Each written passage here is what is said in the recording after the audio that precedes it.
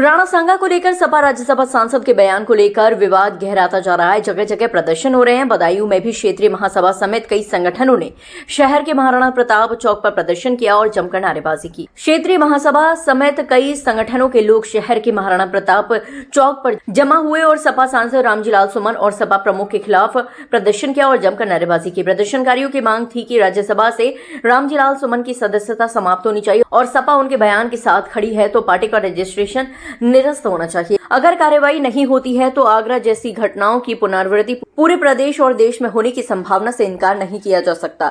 2027 के चुनाव के लिए ऐसे बयान देकर माहौल तैयार किया जा रहा है कि भविष्य में ऐसे तथ्यहीन क्षणिक राजनीतिक स्वार्थ के लिए संसद में ऐसे बयान न दिए जाएं।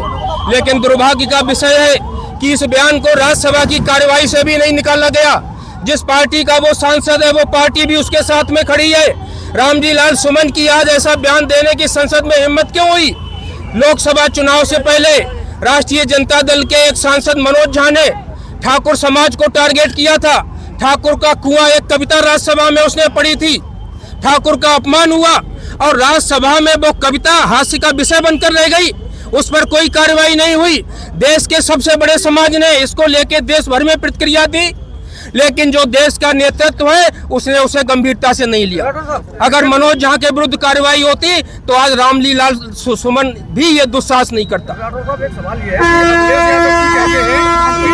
जिनको दुर्गंध पसंद है उन्होंने गौशालाएं बनवाई। एक तरफ रामजी लाल सुमन का बयान आता है वो राणा सांगा को टारगेट करते हैं, तो क्या लग रहा है समाजवादी पार्टी जानबूझकर टारगेट कर रही है इस प्रकार का? समाजवादी पार्टी जो बयान रामजी लाल सुमन ने दिया उससे लगता है कि वो अपने को बाबर का वंशज मानते हैं।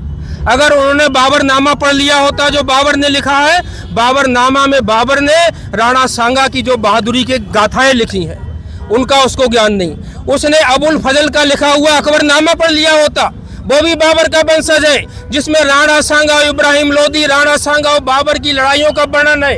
राणा सांगा की बहादुरी के किस्से हैं उसमें, जिनका वो वंशज अपने को कहते बाबर की औलाद, बाकी सब राणा सांगा की औलाद हो गए तो वो बाबर की औलाद हो गए। बाबर का बाबरनामा पढ़ते, बाबरनामा क्या कहता राणा सांगा के बारे में? ये क्षणिक राजनीतिक ध्रुवीकरण के लिए ये सारे कार्य किए जा रहे हैं कि किस तरह कोई जनहित का कोई विपक्ष अपनी भूमिका नहीं निभा रहा है। 27 के चुनाव को लेकर अभी से पूरा रोड मैप तैयार किया जा रहा है और विशेष रूप से अभी नहीं, लोकसभा चुनाव के पहले से क्षत्रिय समाज को इन दलों ने टारगेट किया। आज वो काम फिर शुरू हो गया।